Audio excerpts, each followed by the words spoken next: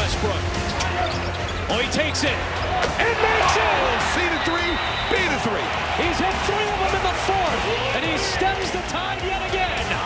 He's the one guy. What's up, everybody? Welcome into Toyota Bulls Postgame Live. Cam Smith with my man, Kendall, Gill, former Chicago Bull, and KG. The spirits are lifted after this massive win against one of the better teams in the NBA, the Denver Nuggets. The Bulls pull out the win, 129-121. We saw Zach LaVine with a big-time three-pointer to keep the Nuggets at bay, but some great contributions from a lot of people. Yeah, I mean, you got 7 guys in double figures tonight. I mean, the last time that's happened, I don't know when the last time that happened, but Bulls on 35 assists tonight, and anytime the Bulls are 30-plus assists, they normally win the game.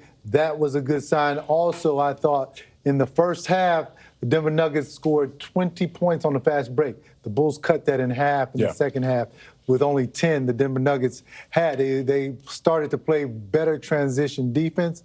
Also, Bulls with 15 transition points in the second half after having 0 in the first half. So they totally flipped the script in the second half, did a great job. I don't know what the adjustments or what Billy said to them at halftime, but it was the right thing. Yeah, definitely the right thing, and we'll hear from head coach Billy Donovan in a little bit. But you have a team, obviously, coming into this game. We knew everything about Nikola Jokic and just how special he is. Now, he had his triple-double, yes, but at the same time, this is something that we hit on the pregame and also at halftime. You have to pick your poison with this Denver Nuggets team. So one of the poisons was allowing Jokic to get his triple-double, but kind of keeping everyone else in check when you think of Jamal Murray, Michael Porter Jr., Aaron Gordon. So it was a great job on defending those guys. Now, Christian Brown had himself a game. He had 28 points. He definitely played, but for this Bulls team to flip the script in the second half, do a great job of finishing off defensive trips with those rebounds and getting out and running. Yeah, getting out and running and recognizing the adjustments that they had to make in the second half. I mean, I thought it was a great job by them getting back in transition because, listen, the Denver Nuggets had 20 first-half transition points. They had 50 points in the paint in the first half. I mean, the Bulls totally neutralized that in the second half. Great job by the veterans coming in. I got to give a shout-out to Lonzo Ball once again, coming up with big defensive plays, and also shout-out to him having a season-high 18 points tonight, knocking down big shots. I thought, hey, Zach is a shot maker. There's a couple of shots we were talking about. We were just like, I don't know. No, okay, good shot back there. But that is Zach. That's what we have to live with when he gets on a scoring binge like that. So I thought overall that everybody played well. You heard Stacey King talk about bench play, bench outscored the Denver Nuggets 41-10. Great job. Dalen Terry, shout out to you, young man. 13 points, led all bench scorers for the Bulls. They came in and P. Will, that's the way you got to play all the time, man. Just come in, don't forget about everything, and play your game, as he said. By the way, I kind of like him coming off of the bench. I mean, maybe he becomes the first option off of the bench. I like that as well. And you saw him come into the ball game. He came in around the 4:05 mark of the first quarter. And it was just a different aggression with Patrick Williams. Totally. It's something that we talked about. Obviously, we've heard Billy Donovan talk about this in terms of just his aggression and making his move and making definitive moves and decisions out there on the court. But he was doing that tonight. I mean, you look at the minutes that he played tonight, 28 minutes, had 11 points, 8 rebounds, 3 assists, had a steal in there as well. And you finished the game off at plus 16. So you're helping this team and really helping that bench attack. And this is P. Will. When you look at a guy that obviously you've been wanting to see this and seeing that fire, I think you got a piece of that fire tonight against Denver. And that first bucket on the drive was his first point of the game. That let me know that he was going to be aggressive. Now, here's the thing. I like the way that he got to the paint, and on one specific play in the second half, he turned around. He just posted the guy up. I'm bigger than you. Physically, you cannot deal with me. And he went up and he knocked down the bucket. That's what he needs to do instead of settling for three-point shots all the time. Use your physicality to take advantage of guys that are a lot smaller than you, that are a lot more less athletic than you. That's what he did tonight. That's what I loved about his game tonight. He wasn't just settling for just three-point shots. He was operating to his strength. And he could knock down the three. But his physicality allows him to be more effective in the lane when he goes in there. Yeah, in that particular possession was Jamal Murray, a smaller guard, on his back and put him right into the post and just turned and shot over him. Then even the play before that had a nice catch and rip to the left with a couple of dribbles and pulled up. Simplifying the game for a guy that has the skill set to be able to make those plays. But it's the consistency that we saw and that we really enjoyed from Patrick Williams, especially in that role off of the bench. But you have a guy, again, that was plus 16, one of the 7 scorers for the Bulls that scored in double figures. But then when you think about him coming off the bench and Ayo being in place of P. Will in that starting lineup, it feels like Ayo is one of those dudes. It doesn't matter if he's starting, if he's off the bench, or last guy off the bench. He's a guy that when he gets on the court, he's going to make an impact, and he had 20 points tonight, KG. Yeah, had 20 points tonight, and his ability to get downhill, which is the strength of his game, if you let him go right, he's going to get to the rim. Oh, yeah. Okay, you saw that right here on Jamal Murray, the smaller guard, and the way that he can push the basketball and now knock down that three-point shot, which has become much more consistent since last season, makes him so valuable, whether he starts or whether he's coming off of the bench.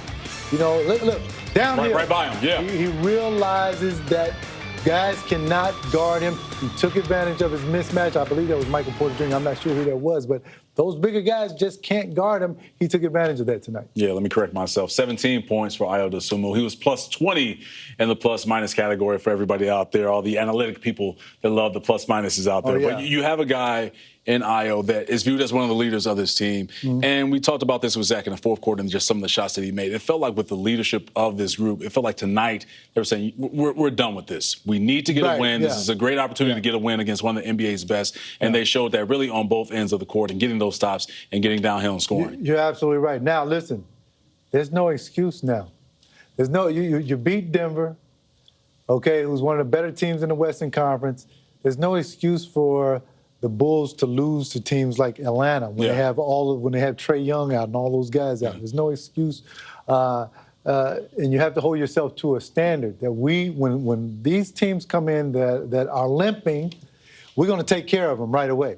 So because the Bulls have proven time and time again that they can play with the elite of this league. Yeah. So I'm not gonna accept them losing anymore. See, that competitor's starting to come out of you right now, KG. I can see it right now. He's starting to lean forward a little more on the desk. KG is getting back into the 15-year NBA pro that used to get after guys. Yeah, it's coming out because the Bulls are too talented.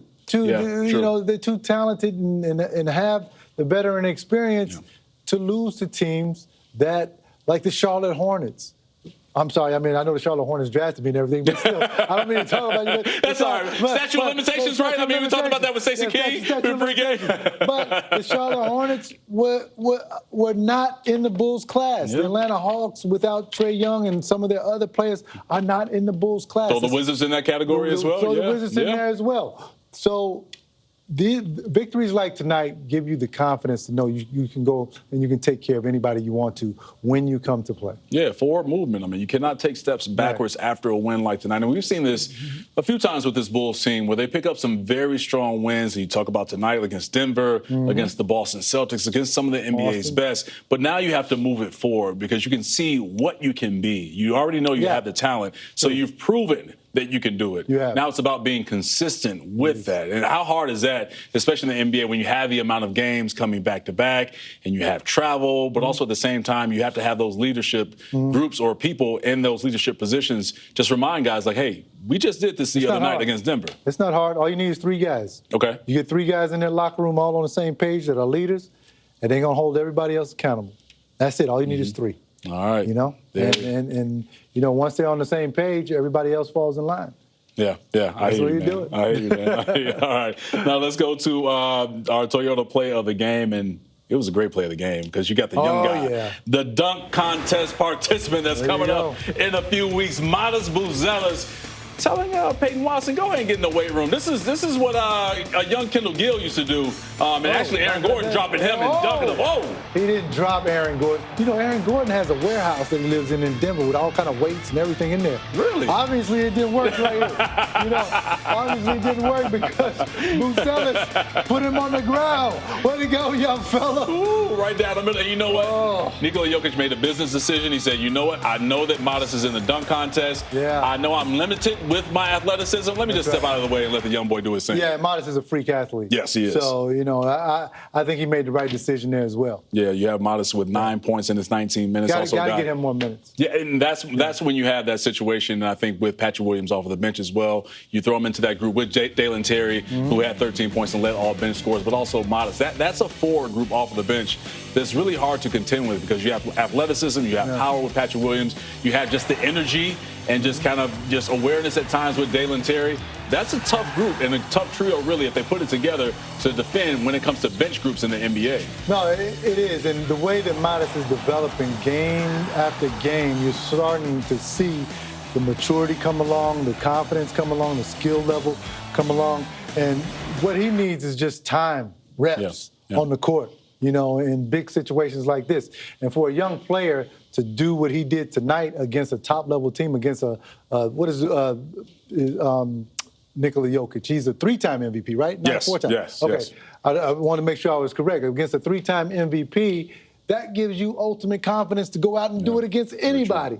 That's why this is so important to have games like this for your younger players. When you look at yourself and when you first came into the league, KG, your rookie season, how was it for you in terms of finding maybe a right amount of games to feel comfort or feel just acclimated to the NBA level and style of system? Do you kind of see some things that you can relate to with Modest and what he's trying to do and where he's trying to get with his game? No, because, as a rookie, I played more than Modest right away because I was drafted by an expansion team and, they needed their guys, their draft picks to play right away.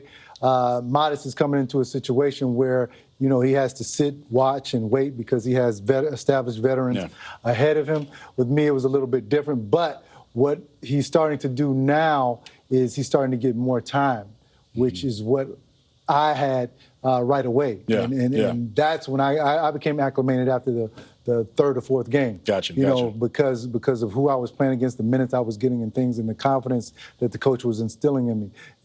But Mattis is right there too. I mean, you can tell the confidence is there, the way he's taking the ball to the basket, the way that he wants to take on challenges, which is what I love most. He's inviting the smoke. Yeah, he wants to take on the big challenges and wants to succeed, wants to be good, and that's why I liked him.